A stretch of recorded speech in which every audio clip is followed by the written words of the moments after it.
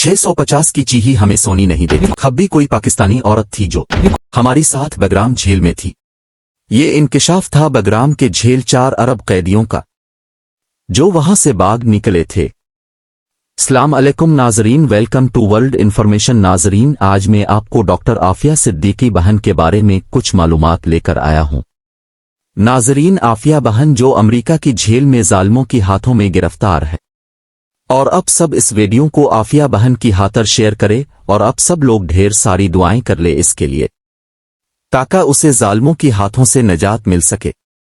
और वो चाई किसी और की नहीं थी बल्कि 5 साल से गायब डॉक्टर आफिया सिद्दीकी की थी।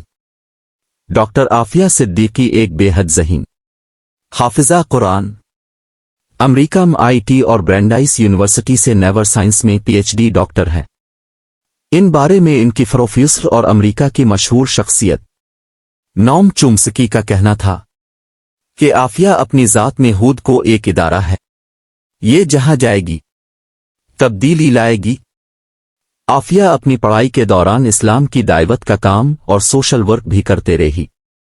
उनके मकासद बहुत बुलंद थे। वो पाकिस्तान की निज़ाम तालीम में बर्पा करना चाहती थी।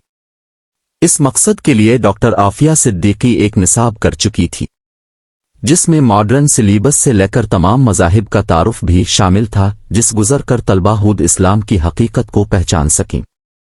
उनकी मुजव्वज़ा निज़ाम तालीम में कुरान करीम इस तरह पढ़ाया जाता, तालीम मुकम्मल होने तक कुरान उन्हें तर्जमा वो तफ़हीम के साथ याद हो चुका होता। डॉक्टर आफिया की बिला की ज़हानत कुरान से ताल्लुक़ और बुलंद अज़ाइम ही अमेरिका में ही रहती हुए उन्हें मशकूक बना दिया। 2003 में कराची पहुंचने पर आफिया सिद्दीकी को उनकी 3 बच्चों समेत अगवा कर लिया गया और अगले 5 साल तक उनका कुछ मालूम नहीं हो सका। 2008 में बगराम झील से फरार होने वाले कैदियों से मालूम हुआ कि आफिया अफगानिस्तान की बदनाम ज़माना झील में कैद है। अमरीकी हुक्काम अपनी घटिया हरकतों पर पर्दा डालने के लिए आफिया को झेल से निकलकर कत्लवाने करने मंसूबा बनाया।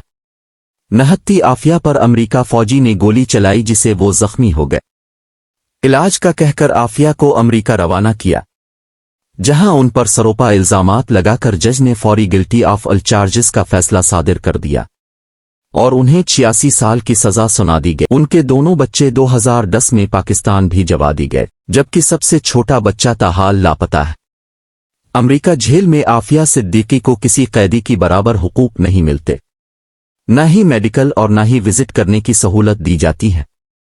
यह है इंसानी हुकूक का प्रचार करने वाले अमेरिका का भयानक चारा, जो इस कदर खौफनाक है कि लोग पीस एंड फ्रीडम के चमकते स्लोगन्स की पीछे अगर उसकी हकीकत देख लें तो उन्हें दुनिया में फैली दहशतगर्दी और बदनामी को असल वजह समझ आ जाए।